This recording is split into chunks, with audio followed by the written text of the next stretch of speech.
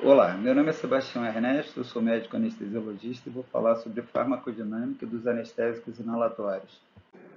A história dos agentes inalatórios se inicia a partir da década de 1840, quando houve uma explosão de descobertas de substâncias que poderiam ser utilizadas por via inalatória com o objetivo de se obter ou de se produzir anestesia geral ou sedação por via inalatória. Eles foram divididos em dois grupos ao longo da história. Um grupo, existem na verdade várias divisões, segundo o critério, segundo o objetivo da divisão, mas uma das divisões é aquela que classifica o agente inalatório em um gás, como o xenônio e o óxido nitroso, são gases porque existem na forma gasosa nas condições normais de temperatura e pressão, enquanto os demais são agentes inalatórios que são utilizados na forma de vapor. Na verdade, eles existem nas condições normais de temperatura e pressão na forma líquida e são tratados de maneira especial através de uso de aparelhos específicos para isso, os nossos vaporizadores, que transformam esses líquidos em vapores para que eles sejam então inalados e obtém assim então a anestesia ou a sedação por via inalatória.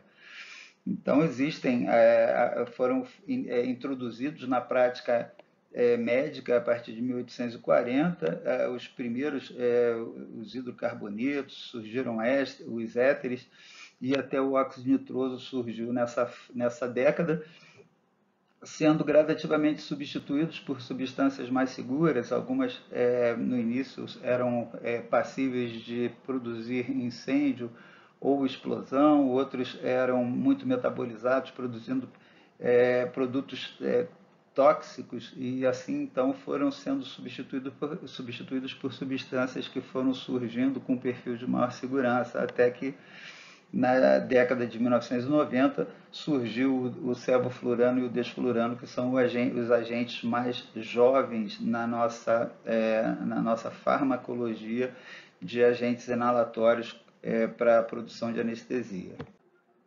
Em 2003, Ult publicou na New England um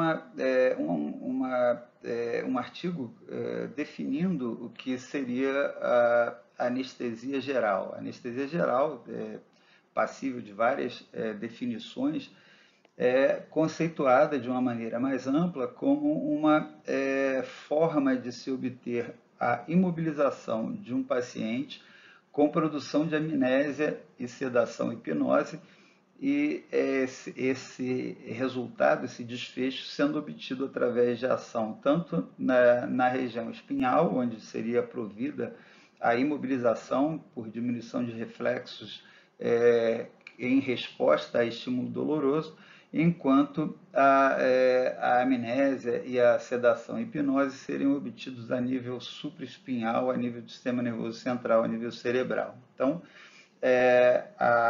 ele diz que o resumo da evidência de uma anestesia inalatória seria a interrupção de movimento em resposta a um estímulo doloroso, essa imobilização sendo produzida por depressão espinhal, enquanto a amnésia seria obtida através de mecanismos de bloqueio de condução ou transmissão de estímulos a partir de ação a nível de cérebro.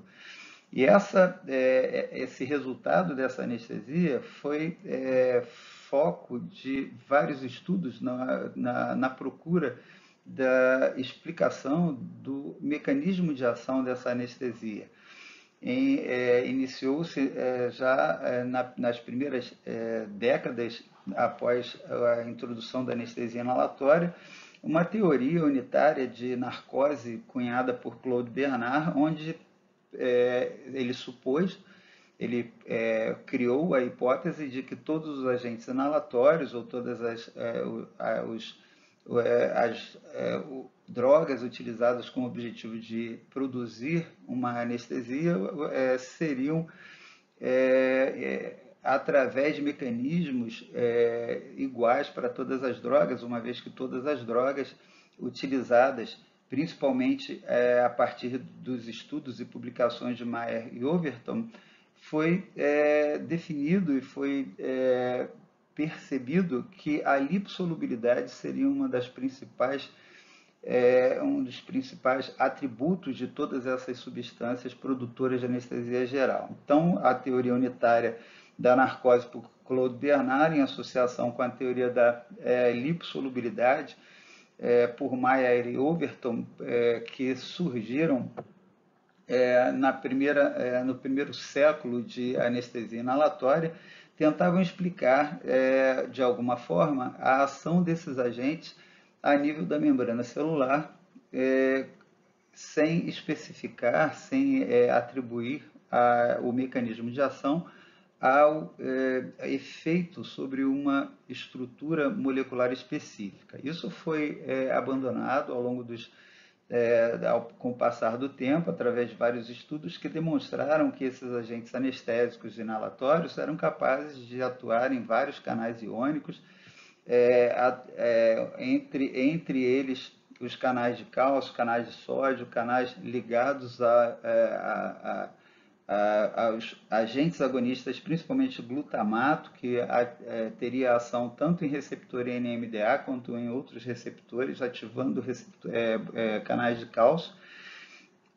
Canais ligados também a receptores de acetilcolina e os canais ligados à ativação por ácido gama-aminobutírico. Então, seriam vários os mecanismos de ação possíveis e alguns dos agentes inalatórios compartilham de quase todos eles, enquanto outros atuam de forma mais específica, principalmente a nível de receptor NMDA, bloqueando a possibilidade do glutamato de ativar esses receptores, como vai ser visto ao longo da discussão. A forma de atuação dos agentes inalatórios, como os agentes de anestesia geral, de uma maneira geral, são passíveis de observação e estudo a partir de suas respostas ou dos resultados de sua ação a nível macroscópico, microscópico ou molecular.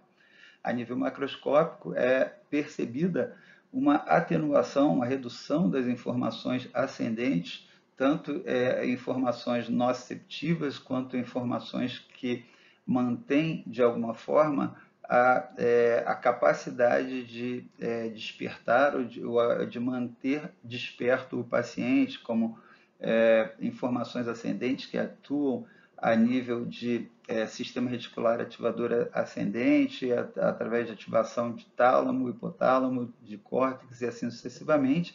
Também a redução de atividade a nível de medula, com a redução da atividade motora e também as respostas que vão levar à amnésia, à sedação e hipnose, principalmente por atuação a nível de tálamo e mesencéfalo, onde, de novo, aquelas informações que ascendem para manter o ciclo de vigília do indivíduo seriam atenuados pela ação desses agentes. Então, a amnésia, principalmente relacionada a regiões ligadas ao sistema límbico, tálamo e mesencéfalo, e a sedação e hipnose relacionada principalmente a tálamo, hipotálamo, mesencéfalo, mas com a possibilidade de atuação em vários setores do sistema nervoso central, principalmente a nível suprassegmentar. A nível microscópio, a atuação tanto na membrana pré-sináptica quanto na membrana pós-sináptica, fazendo com que neurotransmissores excitatórios tenham a sua produção reduzida e a ativação dos receptores que tenham esses neurotransmissores excitatórios como seus agonistas teriam uma diminuição da resposta quando da ligação do neurotransmissor ao receptor. Da mesma forma que ocorre essa diminuição da capacidade excitatória por diminuição da produção de neurotransmissor, inibição da sensibilidade do receptor específico desse neurotransmissor, também existe uma tendência ao aumento da produção de neurotransmissores inibitórios, como a glicina, por exemplo, e o ácido gama-aminobutírico, e também aumento da resposta dos receptores, aumento da sensibilidade dos receptores a esses neurotransmissores. Então, os receptores GABA, os receptores de glicina, teriam uma maior sensibilidade aos receptores, aos neurotransmissores, que ainda teriam a sua produção aumentada.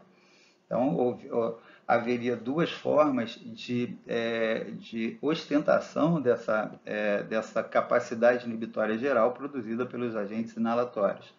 A nível molecular, então, a ativação desse mecanismo de produção de agentes neurotransmissores inibitórios, enquanto da inibição dos excitatórios, e a atuação nos diversos receptores, fazendo com que houvesse maior sensibilidade dos receptores ativados por neurotransmissor inibitório e maior resistência dos receptores relacionados aos neurotransmissores excitatórios. Então, toda essa gama de respostas levaria a uma tendência, a uma resposta inibidora de geral, que faria com que a utilização desses agentes levasse o paciente a uma diminuição gradativamente, tanto da sua percepção da relação com o ambiente, como também da resposta reflexa de retirada ou de movimentação com um estímulo doloroso, desde que a dose do agente anestésico fosse a dose adequada para a inibição dessa resposta. Embora o foco da nossa apresentação seja farmacodinâmica, um pouco de recordação ou de revisão da farmacocinética muitas vezes leva a um esclarecimento melhor, a um entendimento melhor do que vai ser dito na sequência. Então, o agente inalatório deve atingir uma concentração adequada nos alvéolos para exercer uma pressão parcial suficiente para gerar a sua transferência desse alvéolo para a circulação sanguínea através da absorção para os capilares pulmonares. Essa pressão parcial, então, deve ser seguida de um fornecimento de uma concentração inspirada adequada, que obviamente é uma concentração gerada no vaporizador do aparelho de anestesia, e dependendo do tipo de circuito, se é um circuito aberto, essa concentração vai atingir as vias aéreas do paciente de uma maneira mais rápida. Se for um sistema circular, devido ao volume de espaço morto, essa velocidade de obtenção de fração inspirada em quantidade suficiente vai levar mais um tempo a mais na comparação com o sistema aberto. É sempre importante se entender que existe a necessidade da elevação progressiva da concentração alveolar, que gera uma progressiva aproximação dessa fração alveolar em direção a um equilíbrio, a uma igualdade com a fração inspirada. Todas as vezes que inspiramos um fluxo de gases frescos, esses gases frescos trazem uma concentração determinada de agente inalatório, que vai então se equilibrando e saturando os alvéolos, que vão sendo então ponto de partida para a transferência do agente anestésico para a corrente circulatória. Existe também a questão do fluxo de gases frescos ser maior ou menor na obtenção dessa velocidade de ascensão da fração alveolar em direção ao equilíbrio com a fração inspirada, principalmente no sistema circular, onde há uma questão de necessidade de tempo para que haja saturação. Antes de saturar o alvéolo, saturar também todo aquele sistema circular. À medida que esse sistema circular é saturado, ele vai sendo, então, preenchido, e a sua concentração de agente anestésico vai se elevando em direção à aproximação com a fração inspirada, deflagrada ou liberada pelo vaporizador utilizado. Então, o agente anestésico é liberado pelo vaporizador. Se o sistema aberto é utilizado, ele chega rapidamente nas vias aéreas. Se o sistema é circular, existe um tempo de saturação da concentração desse agente anestésico no sistema circular, que obviamente nunca vai ser maior do que aquela saturação, do que aquela concentração que sai do vaporizador, porque existe a necessidade de um gradiente de concentração a cada passo que esse agente anestésico vai seguir no caminho entre o vaporizador e a corrente circulatória do paciente. Então, existe sempre essa necessidade. Uma vez atingida a fração inspirada ideal desse paciente, a progressiva saturação dos alvéolos, saturação em direção a uma igualdade de concentração com aquela que o paciente está inalando, e isso progressivamente vai levar os alvéolos a aumentarem a sua concentração. O outro passo é a passagem do agente anestésico para a corrente sanguínea. Quando o anestésico tem uma solubilidade sanguínea muito alta, o agente anestésico ele sai rapidamente do alvéolo para a corrente sanguínea do paciente. Porém, isso, paradoxalmente, é um fator que leva a alentecimento da velocidade de indução anestésica do paciente ou de equilíbrio de concentração nos tecidos em relação ao alveolar, à concentração alveolar. É importante sempre lembrar que quando o anestésico inalatório sai do alvéolo para a corrente sanguínea, ele vai seguindo um gradiente de concentração. E quando esse anestésico ele atinge a corrente sanguínea, ele também, por gradiente de concentração, ele vai passando gradativamente aos tecidos do paciente.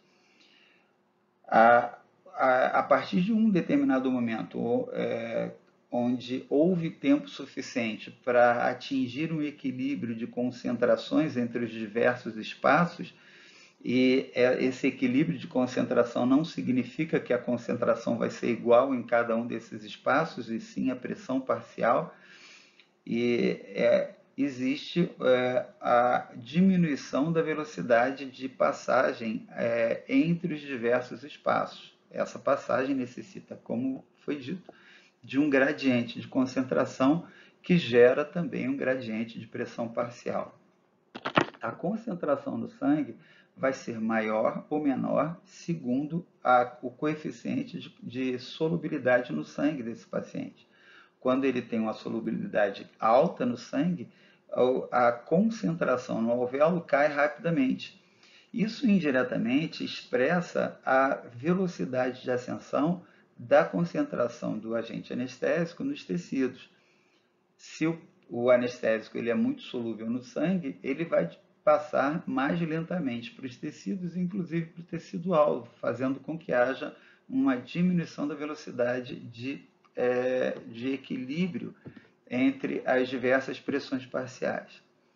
Quando isso acontece, por exemplo, com o alutano, que tem um coeficiente de solubilidade de 2,4, mais ou menos, fazendo com que haja uma velocidade de saturação menor entre as diversas pressões parciais. Em relação ao desflurano, ao óxido nitroso, que tem uma baixíssima solubilidade no sangue, esses agentes anestésicos vão passar para o sangue com um pouco de dificuldade, mas vão sair rapidamente do sangue em direção aos tecidos, inclusive o tecido-alvo, fazendo com que haja um equilíbrio mais rápido entre as pressões parciais. Então, esse é um ponto que, por parecer paradoxal, muitas vezes confunde os iniciantes no estudo da farmacocinética dos agentes inalatórios.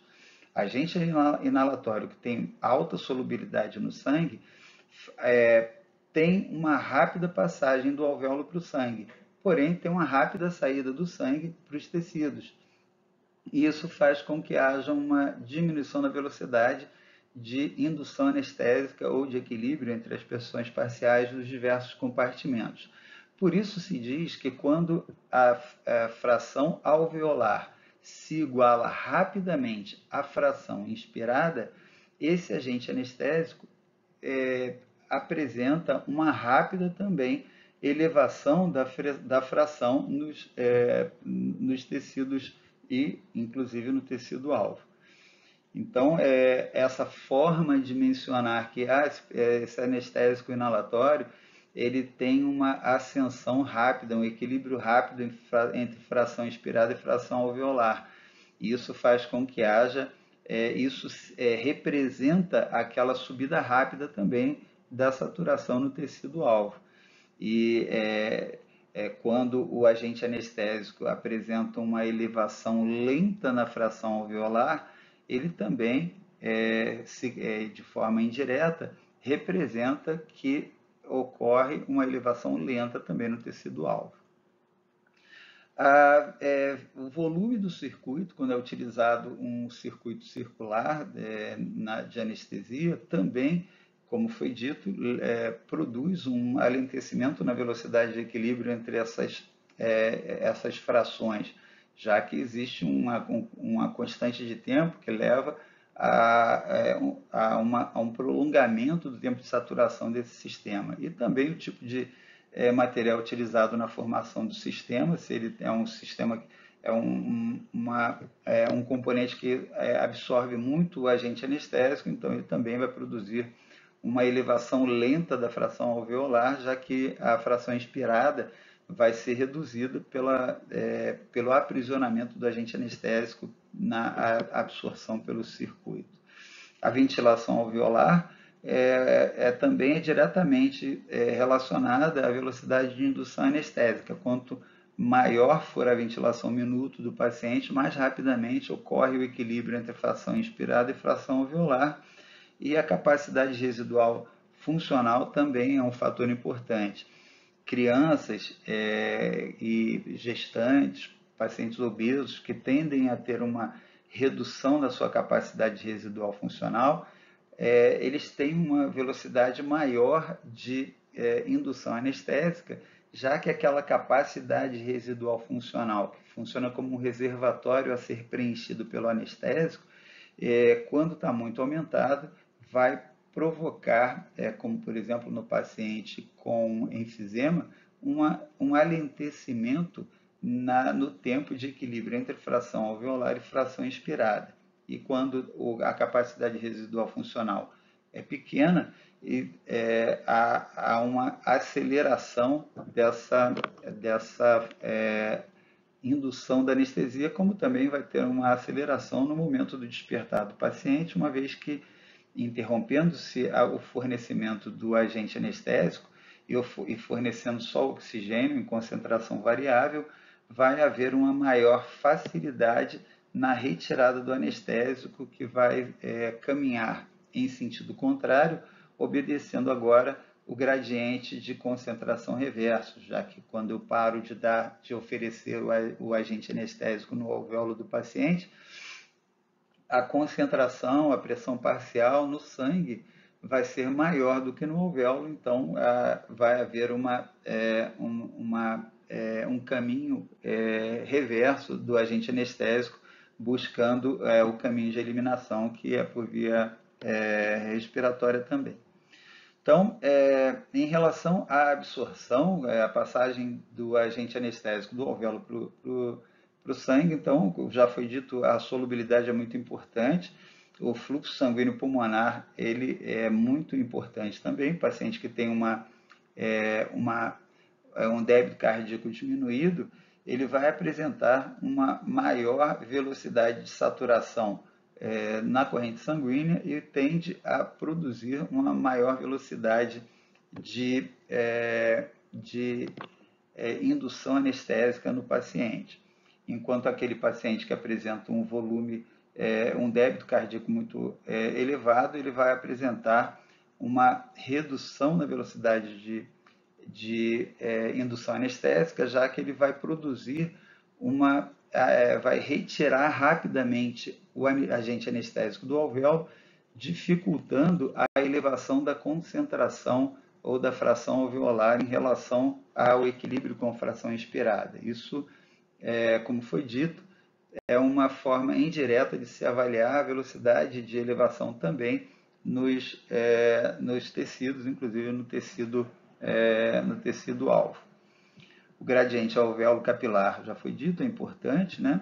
Quando eu ofereço uma concentração muito grande de agente anestésico, o gradiente vai facilitar a passagem do anestésico do alvéolo para o sangue, e à medida que há uma saturação, uma absorção progressiva de anestésico para o sangue, ele vai saturando e ele progressivamente também vai saturando os tecidos, o gradiente começa a ser reduzido e a velocidade de absorção começa a se reduzir também. Obesidade funciona como, já que os agentes anestésicos inalatórios são muito lipossolúveis, vai funcionar como um reservatório maior de agente anestésico, tendendo a uma eliminação mais alentecida, já que o reservatório de gordura vai fornecer por um tempo mais prolongado agente anestésico que foi estocado ali durante a indução. Esse agente anestésico, então, após o término, a interrupção do fornecimento, o agente anestésico estocado no tecido gorduroso vai passar a ser eliminado em direção do gradiente de concentração, agora reverso, já que há uma diminuição da concentração sanguínea por eliminação ao alvéolo, e, consequentemente, o gradiente entre tecido gorduroso e corrente sanguínea vai apresentar uma razão reversa que vai facilitar, então, o fornecimento do agente anestésico. Porém, como o tecido adiposo no paciente muito obeso é muito grande, há um estoque maior e o despertar do paciente tende a ser mais alentecido. A idade tem grande importância na capacidade, na potência do anestésico. É conhecido que o agente anestésico inalatório ele tem uma potência maior nos idosos e menor nas crianças. Então, existe uma queda progressiva da potência, um aumento progressivo da potência do agente anestésico à medida que há o envelhecimento do paciente. Isso vai ser comentado quando a gente for falar de potência do anestésico. O efeito concentração é outro aspecto importante. Agentes anestésicos que têm pouca potência e são utilizados em grande concentração, como o óxido nitroso e o desflurano, eles são absorvidos muito mais rapidamente, já que apresentam um gradiente de concentração expressivamente maior, e isso também funciona em relação ao efeito segundo gás. Esses dois conceitos discutidos extensivamente nos vídeos relacionados a esses dois temas que estão lá no nosso canal. Outra classificação possível dos agentes inalatórios é segundo a sua estrutura química. Existem os hidrocarbonetos, que são formados a partir de estruturas, como sabemos, de hidrocarboneto, que é uma fórmula molecular onde um átomo de carbono pode ser ligado a 4 átomos de hidrogênio, formando uma estrutura chamada metano, ou pode haver uma cadeia progressivamente aumentada de vários átomos de carbono interligados e com as demais ligações feitas com átomos de carbono. Então, o prefixo metano, etano, propano, sendo relacionado ao número de carbonos, o metano um carbono só, o etano 2 carbonos, e assim sucessivamente, e essa cadeia de hidrocarboneto podendo sofrer substituição, como, por exemplo, do ciclopropano, onde 3 átomos de hidrogênio foram substituídos por 3 átomos de cloro, gerando uma substância que é inflamável, potencialmente explosiva, mas que pode gerar uma anestesia, pode produzir anestesia quando inalada. O ciclopropano, a partir de uma molécula de propano que é transformada em cadeia circular fechada, que, por ser de 3 átomos de carbono, é chamado de ciclopropano.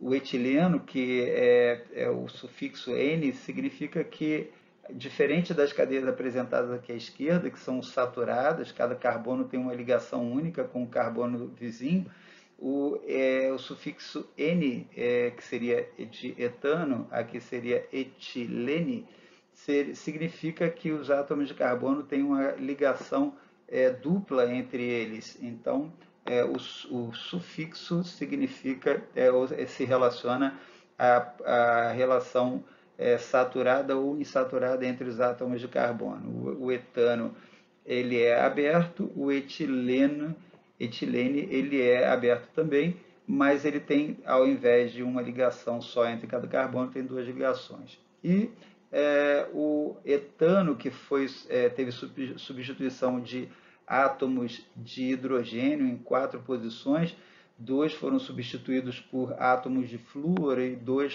foram substituídos por um átomo de bromo e por um átomo de cloro, produzindo um bromito, que é o halotano, um agente de extrema potência. Vamos ver a CAN, a concentração alveolar mínima capaz de induzir uma anestesia por essa substância é extremamente baixa comparado com os agentes utilizados atualmente. Então, o halotano, feito a partir do etano, que tem as suas substituições. E é só para ilustrar aqui uma substituição por um hidrocarboneto aqui numa molécula de etano, gerando o etanol, que é um álcool, né, já que tem essa terminação, um hidrocarboneto terminando com a ligação com a hidroxila.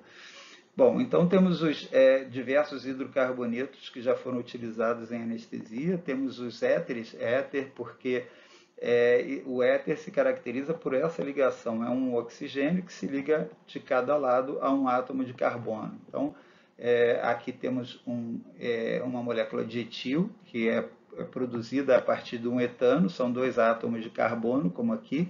Então, aqui são 2 átomos de carbono também, e o outro hidrogênio que teria aqui é substituído por esse oxigênio. Então, tem uma molécula de etil de um lado, etil do outro, então é um dietil éter. Éter porque tem o oxigênio ligando os 2 radicais. Então, o oxigênio com carbono de cada lado é um éter e ele é presente em todas essas estruturas. No enfluorano, no metoxifluorano, isofluorano, cefluorano, desfluorano, todos eles são éteres, são produzidos a partir da ligação de um átomo de carbono de cada lado de um átomo de oxigênio. Isso é uma estrutura de éter. E foram produzidos vários ao longo do tempo, todos foram sendo testados, alguns produzindo efeitos tóxicos, como o metoxifluorano, que tem uma taxa de metabolização muito alta, produzindo muito flúor, que pode levar à lesão isquêmica dos túbulos contornados proximais, lesão renal importante, com uma poliúria de difícil tratamento, e foi eliminado da utilização em clínica. Mas diversos outros agentes éteres foram sendo produzidos e testados. Uma forma interessante de substituição de átomos num lugar um e outro, produzindo substâncias diferentes que podem ser testadas e, dependendo do grau de anestesia, da capacidade, da potência que houver na sua utilização, no grau de efeitos colaterais que se apresentam, podem ser, então, mantidos ou não na clínica. Então, temos os hidrocarbonetos, os éteres, e temos os gases, propriamente ditos, né, que não são, como os anteriores, não são vapores. O óxido nitroso e o xenônio são substâncias que são gases, existem nessa forma, na forma gasosa, nas condições normais de temperatura e pressão.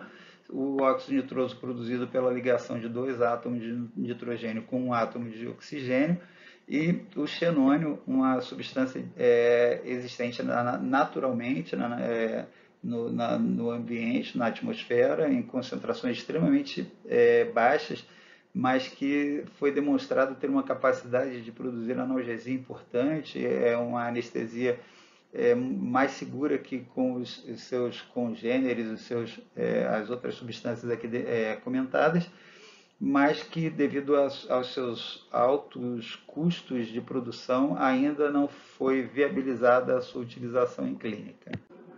Nesse diapositivo, uma curiosidade bastante interessante, onde pode ser observada que uma substituição simples numa molécula de isoflurano que continha num dos átomos de carbono uma ligação com cloro. Esse cloro é substituído por flúor. Isso gera o desflurano, uma substituição simples. O cloro é retirado e entra no lugar dele flúor. A partir dessa substituição é produzido o desflurano, que comparado com o isoflurano é uma substância de potência extremamente menor. Enquanto utilizamos o isoflurano numa concentração alveolar mínima de 1,15, 1,2%, o desflurano necessita ser utilizado numa concentração de cerca de 6%. O desflurano, além disso, apresenta uma pressão de vapor extremamente elevada, muito diferente dos demais agentes anestésicos, principalmente dos éteres, e que, além disso, é uma substância que tem uma metabolização muito pequena e, comparado com o isoflurano, ele tem uma solubilidade sanguínea extremamente reduzida, chega a ser menor que o óxido nitroso, que já é uma substância que tem uma solubilidade sanguínea bastante reduzida. Vamos falar sobre cada um deles ao longo do nosso vídeo. Não é possível falar de farmacodinâmica do agente inalatório sem falar do conceito de CAM. CAM é a concentração alveolar mínima capaz de manter imóvel 50% dos pacientes frente a um estímulo nociceptivo padrão, como a incisão da pele.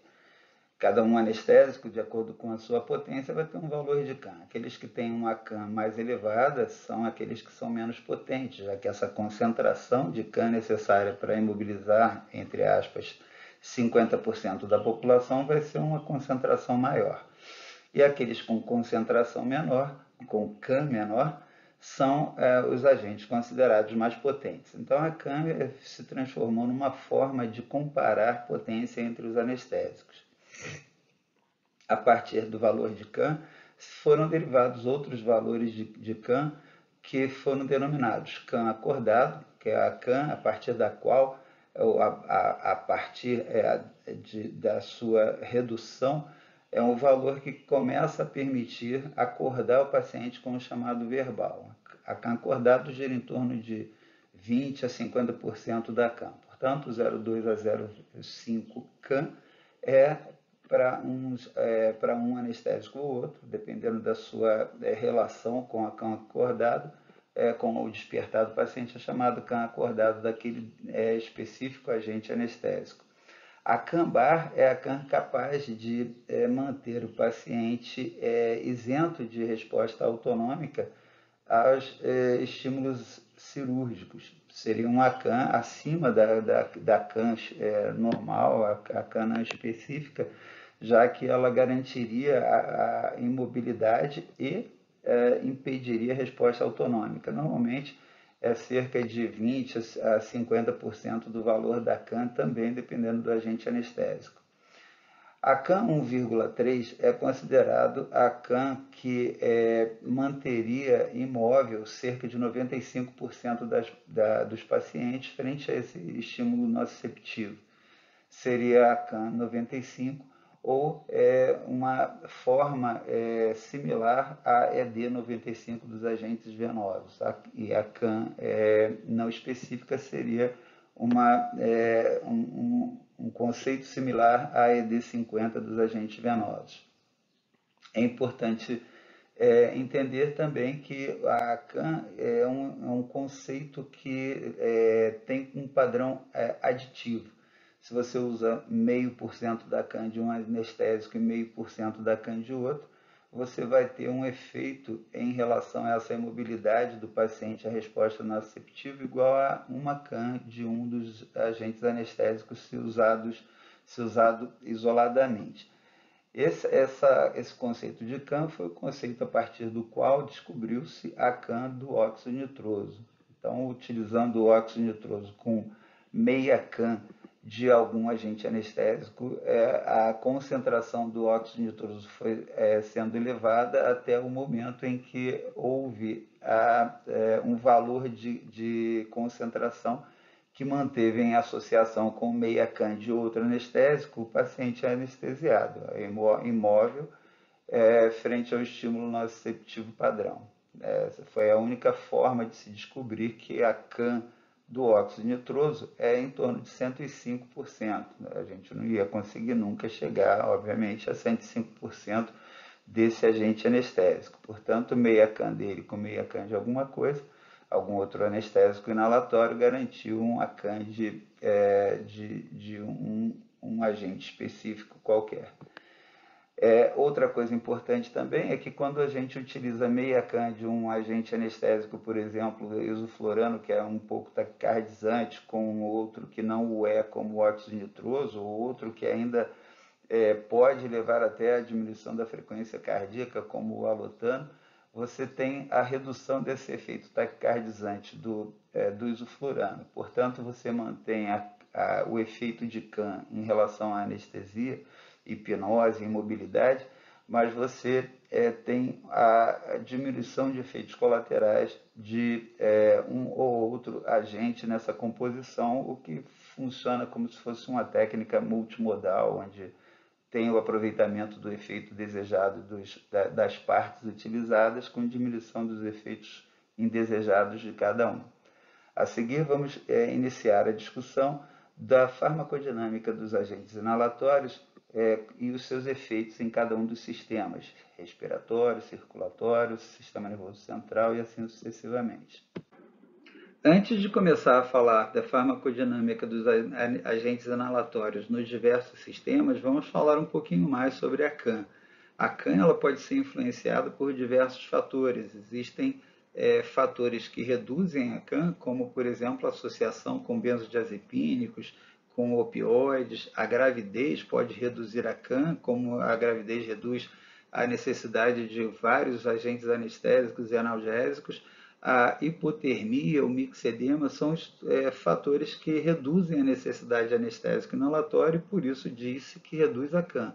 Alguns outros fatores são capazes de aumentar a CAM, são porque esses fatores aumentam a necessidade do agente inalatório, como, por exemplo, o aumento do nível de neurotransmissores que pode acontecer quando na utilização, por exemplo, de inibidores da monoaminoxidase.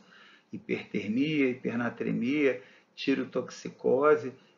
Pacientes jovens também apresentam maior necessidade de utilização de anestésico em concentrações maiores e por isso disse que aumenta a CAM. E aqui um gráfico produzido na literatura e demonstrado em várias fontes, onde há uma diminuição progressiva da necessidade de anestésico com o passar da idade. Então, à medida que envelhecemos, a necessidade do agente anestésico vai sendo reduzida progressivamente. Isso acontece com todos os agentes anestésicos.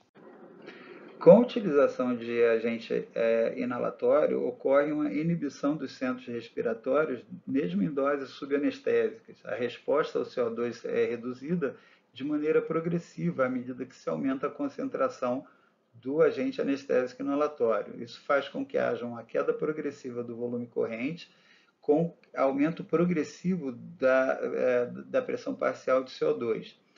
Embora haja um aumento compensatório parcial da frequência respiratória, ela não é suficiente para igualar o volume minuto do paciente e, mesmo com esse aumento da frequência respiratória, a pressão parcial de CO2 acaba aumentando progressivamente com a concentração do agente anestésico. Embora isso seja um efeito não desejado em algumas situações, como, por exemplo, nos pacientes de cirurgia com pressão intracraniana aumentada ou em algumas situações onde não haja, onde seja deletério aumentos menores na pressão parcial de CO2, em algumas situações é possível se manter uma hipercapnia permissiva e isso é até um fator de certa segurança no paciente em respiração espontânea, uma vez que a própria inibição da ventilação faz com que haja uma diminuição do risco de doses excessivas do agente inalatório. Quando você começa a inalar de forma espontânea o agente inalatório, a depressão respiratória que isso produz faz com que você ventile menos e absorva menos aquela fração oferecida de agente anestésico inalatório. Mas, obviamente, isso é apenas uma observação. Em geral, mantemos os pacientes em ventilação espontânea ou controlada, mas sempre tentando manter a normalidade na pressão parcial de CO2 e na saturação de oxigênio também. E nesse diapositivo, três relações importantes. A primeira já foi mencionada, o primeiro gráfico mostrando que com a elevação da concentração de anestésico inalatório, ocorre uma diminuição da resposta ao CO2 pelo centro controlador da respiração, os centros respiratórios do tronco cerebral. Concentração alveolar aumenta, diminui a resposta ao CO2, tende a haver um aumento da pressão parcial e o CO2 expirado consequente a isso. O gráfico central mostrando a diminuição da resposta dos quimiorreceptores periféricos à hipóxia. Essa resposta à hipóxia que é inibida principalmente com a utilização do alotano, um pouco menos com o isoflurano e muito menos ainda com o sevoflurano e desflurano. Então, a resposta dos quimiorreceptores periféricos, a hipóxia ela é diminuída com a utilização dos agentes inalatórios, principalmente com o isoflurano e o alotano. E o terceiro gráfico mostrando que ocorre a inibição dos centros respiratórios com a utilização do sevoflurano, mas que essa resposta ela tende a ser menos reduzida durante o estímulo cirúrgico, ou seja, o estímulo cirúrgico tende a promover uma certa preservação da resposta dos centros respiratórios à elevação de CO2 quando comparado com pacientes sem estímulo cirúrgico. Os agentes inalatórios têm ainda efeitos sobre o reflexo de vasoconstrição hipóxica. Esse reflexo garante a manutenção de equilíbrio de relação ventilação-perfusão nos diversos setores pulmonares, fazendo com que, em setor onde haja pouca ventilação, a vasoconstrição reflexa impediria o efeito de shunt, a passagem de sangue em maior quantidade em região onde não está sendo bem ventilado. Então, essa vasoconstrição é protetora. Clinicamente, o efeito dos anestésicos locais não tem sido demonstrado tão importante, mas às vezes ele atrapalha na manutenção da saturação de oxigênio em alguns pacientes, como naqueles ventilados para cirurgia torácica, onde ventilamos apenas um pulmão e o outro não. Então, aquele pulmão não ventilado, ele sofre uma ação de reflexo vasoconstritor hipóxico importante, e em anestesia venosa total, esse efeito é mais preservado do que com anestesia inalatória.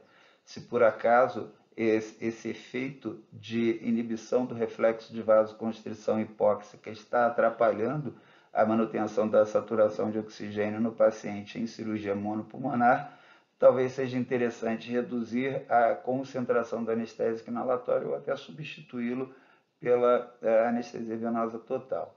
Outro efeito que ele causa na mecânica respiratória é a diminuição da capacidade residual funcional por diminuição do tônus das fibras musculares dos músculos intercostais, principalmente, e em concentrações maiores, podendo afetar também o músculo diafragma, que é mais resistente, um músculo mais denso, mais volumoso e tem uma resistência maior, mas pode até vir a ser afetado também em concentrações muito elevadas de anestésico inalatório. A resistência vascular pulmonar também é reduzida, a resistência das vias aéreas também são reduzidas com a utilização dos anestésicos inalatórios, principalmente o sevoflurano, o alotano, o desflurano menos, inclusive o desflurano pode, em concentrações elevadas iniciais ou na elevação durante a cirurgia de concentração do sevoflurano de maneira muito abrupta, pode haver até aumento da resistência